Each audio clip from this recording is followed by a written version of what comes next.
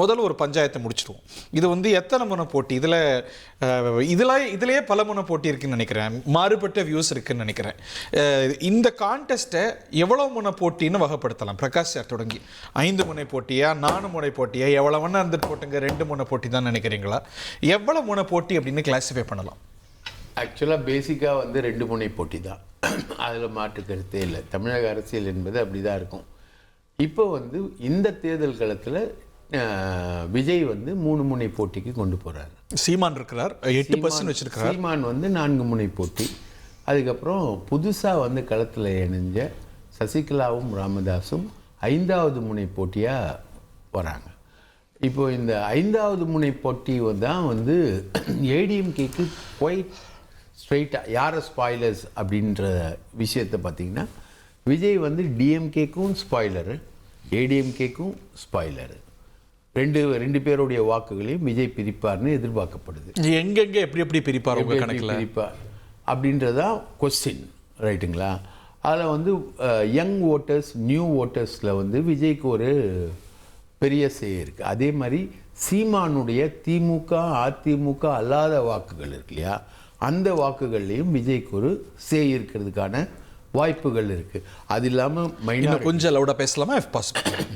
அது இல்லாமல் மைனாரிட்டிஸோட வாக்குகளில் விஜய்க்கு ஒரு சே இருக்குது. அவர் தொடர்ந்து மைனாரிட்டிஸில் பேங்க் ஆகுறாரு. பார்த்திங்கன்னா இஃப்தார் நோன்புக்கு போயிட்டு நாங்கள் மதசார்பற்ற கூட்டணி, நாங்கள் வந்து அந்த கூட்டணி இந்த கூட்டணின்னு சொல்லுவாங்க, அதெல்லாம் கிடையாது, நாங்கள் வந்து மதசார்பற்ற ஜனநாயகத்தில் வந்து உறுதியாக நிற்போம் அப்படின்னு அவர் பேங்க் பண்ணுறார். ஸோ அது இல்லாமல் இருக்கக்கூடிய தலித் மக்களுடைய கூட்டணி, ஃபெர்னாண்டஸ்ன்னு சொல்லக்கூடிய கிறிஸ்டியன் ஃபிஷர்மென்ஸ், அவங்க வந்து 40% வந்து சீமானுக்கு தான் வாக்களிச்சுக்கிட்டு இருந்தாங்க, அதில் ஒரு இன்ரோட் பண்ணுறாரு அப்படின்னு சொல்கிறாங்க. இதெல்லாம் வந்து ஹியர்சே அண்டு அவங்க சொல்லக்கூடிய விஷயங்கள்னு வச்சுக்கோங்களேன். ஸோ விஜயை கம்ப்ளீட் பண்ணுவோமேனா உங்கள் அனாலிசிஸில் அவர் வந்து எல்லாருக்கும் ஸ்பாய்லர். சீமான் கடந்த தேர்தலில் வாங்கின வாக்குகளையும் குறிவைப்பார், திமுக வாக்குகளையும் குறிவைப்பார், அதிமுகவுடைய வாக்குகளையும் குறிப்பார். Is a spoiler for everybody. ஆனால் நேற்று களத்துக்கு வந்திருக்கிற ஒரு அணியா ஃபார்மாக இருக்கிற விகே சசிகலாவும் ராமதாஸும் குறிவைக்க போகிறது என்டிஏ வாக்குகளை மட்டும்தான் அப்படின்னு நினைக்கலாமா? 100%. அதாவது நீங்கள் வந்து இன்னைக்கு வந்து டிடிவி தினகரனை கூட ரெட்டலையில் போட்டி போடுங்க அப்படின்னு சொல்லிட்டு அங்கே நெகோசியேஷன் அமமுகவை. ஆனால் டிடிவி தினகரன் களம் இறங்க போகிறது இல்லை, அது அவர் அறிவிச்சில்லை. நீங்கள் தான் களம் இறங்கல, உங்களுடைய கேண்டிடேட்ஸ் வந்து ரெட்டலையில் போடுங்க அப்படின்ற மாதிரி தான் அங்கே வந்து அமித்ஷா சைட்லேருந்து சொல்லிட்டு இருக்காங்க. வழக்கம் போல் அது அவங்களுக்கு லாஸ் ஆஃப் ஐடென்டிட்டி ஆகாதா? அவங்க ஒரு தனி கட்சி ரெஜிஸ்டர் பண்ணி சின்ன வச்சுருக்கிறாங்க. ஸோ அதை விட்டுட்டு நிற்பாங்களா? நாங்கள் பார்த்துக்குறோம், உங்களுக்கு உங்களுடைய ஐடென்டிட்டி லாஸ் ஆகாமல் நாங்கள் பார்த்துக்குறோம், உங்களுக்கு எல்லாத்தையுமே நாங்கள் பார்த்துக்குறோம் அப்படின்ற வாக்குறுதி வந்து அமித்ஷா கிட்டேருந்து கொடுக்கப்பட்டிருக்கிறதா டெல்லி சோர்சஸ் வந்து நமக்கு சொல்லுது. ஸோ டிடிவி தினகரன் வந்து ரெட்டைலையில் நிற்கிறார். டிடிவி தினகரன் என்று சொல்லக்கூடிய நபர் வந்து ஏன் கட்சியை ஆரம்பித்தார்னா, சசிகலாவுக்கு செய்த துரோகத்தை எதிர்த்து தான் கட்சி ஆரம்பிக்கிறார். அவரோட கட்சியில் இருக்கக்கூடிய ஆட்களும் அவருக்கு ஆதரவாக நின்ன வாக்காளர்களும், ரைட்டுங்களா, இன்க்ளூடிங் ஓபிஎஸ் வரைக்கும், ஓபிஎஸ் நின்னப்போ போட்ட வாக்காளர்களும் அவங்க வந்து எடப்பாடிக்கு எதிராக சசிகலாவுக்கு ஆதரவாக போடப்பட்ட வாக்குகள் தான் அவையெல்லாம். ஸோ டிடிவி தினகரனை விட அந்த வாக்குகளை பெறுவதில், அது சாதி வாரியாக இருக்கட்டும் வேறு வாரியாக இருக்கட்டும், அந்த வாக்குகளை பெறுவதில் வந்து சசிகலா தான் நம்பர் 1. ஸோ நீங்கள் அப்படி சொல்கிறீங்க, டிடிவி உடைய ட்ரேட்டே வந்து ஆன்டி இபிஎஸ்ன்னு. பட் இதோடைய மூலம்னு பார்த்தா இது வந்து அதிமுக வாக்குகள். ஆரம்பத்தில் அதிமுகவுடைய கோர் ஓட்டர் பேங்க், அதை ரீட்டர்ன் பண்ணிட முடியாதா? அவங்க என்னதான் இருந்தாலும் அந்த இயக்க பாஸாக இருக்கும்ல, ஒரு கிளேஸாக இருந்தது, அதான் நம்மளே வந்துட்டு அதில் உள்ளேன்னு போட்ட மாட்டாங்களா? கரெக்டு. அது வந்து தான் உங்களுக்கு வந்து 75 தொகுதிகளில் ஜெயிச்ச பிரதான எதிர்க்கட்சியாக வர முடிந்த எடப்பாடிக்கு வந்து தென் மாவட்டங்களில் ஏற்பட்ட தோல்விக்கு காரணம் அந்த கிளேசம் இல்லாமல் போனது தான். எடப்பாடியுடைய வார்த்தைகள்லேருந்து சொல்லணும்னா 10% அதிமுகவினர் வாக்களிக்கவே செல்லவில்லை அப்படின்னு எடப்பாடியுடைய ஒரு அப்சர்வேஷன்ஸும் இருக்குது. ஸோ இதை டார்கெட் பண்ணுறது தான் சசிகலாவுடைய ரோல். இல்லை, சசிகலா அவர்களுடைய கேம் அப்படிங்கிறதே ஜெயிக்கிறத விட இங்கே வாக்குகளை தடுக்கிறது தான். வாக்குகளை இல்லாமல் பண்ணுவது. அவங்களுடைய நோக்கம் இபிஎஸ் தோற்கடிப்பதா, பை எக்ஸ்டென்ஷன் டிடிவியை தோற்கடிப்பதா? இதுல அவங்களுக்கு ப்ரையாரிட்டி இருக்கா? நம்பர் 1 ப்ரையாரிட்டி டிடிவி இருக்கலாம். அது அது எந்த தொகுதியில் எப்படி ரியாக்ட் ஆகுதுன்ற அவங்களுடைய ஏம் அதிமுகவை ஒற்றுமைப்படுத்தணும், அதிமுகவை ஒருங்கிணைக்கணும், அதிமுகவுக்கு சசிகலா பொதுச் செயலாளராக வரணும். இந்த ஏமெல்லாம் அவங்களுக்கு இருக்கிறதுனால இதுக்கு தடையாக இருக்கக்கூடிய கட்சியில் சேர்க்காத எடப்பாடி தோக்கணும். எடப்பாடி தோக்கும்போது கூடவே சைடு எஃபெக்டாக பிஜேபியும் தோக்கும், டிடிவியும் தோப்பார். கூடவே ராமதாஸ் இணைஞ்சதுனால அவருக்கு அவருடைய மகனை தோக்கடிக்கணும். அவருடைய மகனை மட்டும் இல்ல, விஜய் யாருக்கு வேணா ஸ்பாயிலரா இருக்கலாம். ஆனா இது கிளியரா ஃபோக்கஸே ஸ்பாயில் பண்றது தான். இதை எப்படி பிஜேபி அலோவ் பண்ணுதுன்றது தான் ஒரு பெரிய கொஸ்டின்.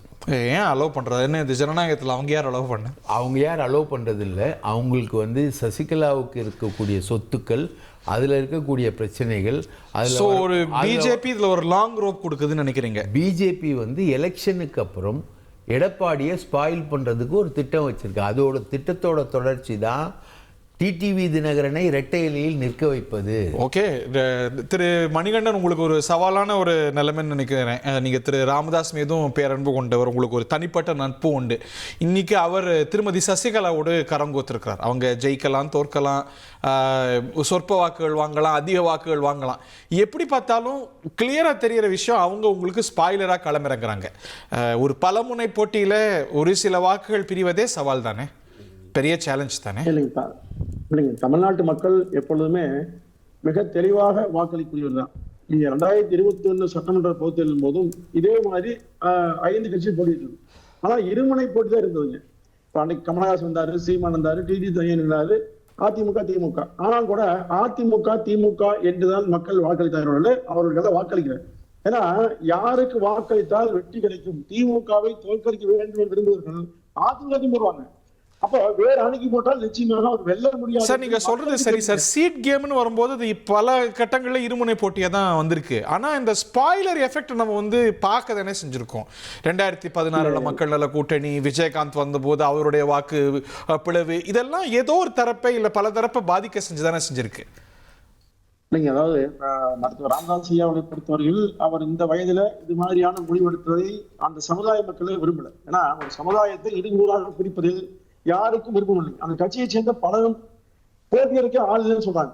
அப்போ இந்த நிலையில் இருப்பவர் எப்படி நீங்க வாக்குகளை பிரிப்பாரு? நீங்க குறிப்பா அருள் இருக்காருன்னா அவர் கொஞ்சம் கணிசமா பண்ணலாம், அவ்வளவுதான். அதை தாண்டி அங்கே வாக்குகளை பெறுவதற்கான வாய்ப்புள்ளவர்கள் யாருமே இல்லைங்கிற உண்மைங்க. என்னை தேர்தலை சந்திப்பது மருத்துவரையா அவர்களை பொறுத்தவரையில நீண்ட நடிகை அனுபவம் உள்ளவர் தான். அதாவது 25 ஆண்டு காலம் டாக்டர் அன்புமணி ராமதாஸ் அவர்கள் அந்த கட்சியில பணியாற்றிருக்கிறார், சமுதாயத்துக்கு தன்னுடைய பங்களிப்பை அளித்திருக்கிறார். எனவே இல்ல, உங்க கணக்குப்படியே பெரும் பகுதியினர் அந்த வாக்கு வங்கியில அன்புமணி பக்கம் நின்னாலும் ஒரு சிறு பகுதியினர் அவர் பக்கம் போனாலும் அது எவ்வளவுன்னு தெரியாது நமக்கு.